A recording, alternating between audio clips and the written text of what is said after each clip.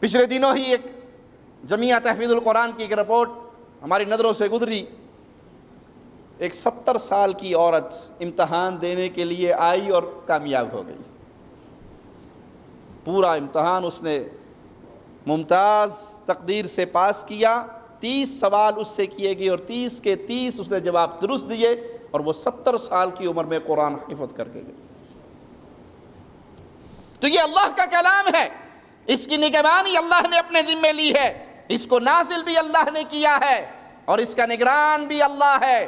جو لوگ کہتے ہیں یہ کتاب تبدیل ہو گئی، خلفاء نے تبدیل کر دی، اس میں اضافے ہو گئے، اس میں کمیاں ہو گئی، وہ قرآن حکیم کا انکار کر کے اور اس کی تحریف کا عقیدہ رکھ کے اللہ کی قسم ملت اسلامیہ سے خارج ہو کر ملت کفر میں داخل ہو گئے.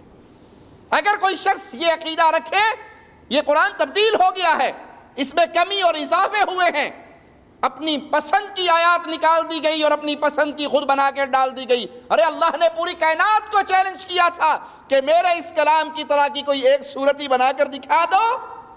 تم کہتے ہو اس میں کمی اور اضافے ہوئے تو تم نے اللہ کے حکم کو ٹھکرایا.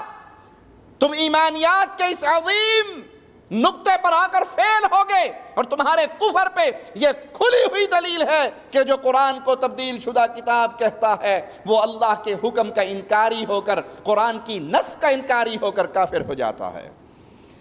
ایمانیات میں چوتھا رکن رسولوں پر ایمان لانا، یہ پختہ اعتقاد رکھنا کہ اللہ نے اپنے پیغامات اپنی مخلوق تک پہنچانے کے لیے رسولوں کو منتخب کیا، جن کی فرما برداری کرنا کامیابی ہے اور جن کی نافرمانی ناکامی ہے. جس نے رسولوں کی بات مانی وہ کامیاب ہو گیا. فقط اطاع اللہ، کامیاب ہی نہیں ہوا، اسے اللہ نے اتنی شان دی کہ جو رسول کی فرما برداری کرتا ہے وہ اللہ کی فرما برداری کرتا ہے. اور جس نے رسول کی بات کو ٹھکرا دیا تو پیارے حبیب جناب محمد الرسول اللہ صلی اللہ علیہ وسلم نے فرمایا جس نے میری نافرمانی کی، جس نے میری بات کو ٹھکرایا، اس نے اللہ کی جنت کو ٹھکرا دیا.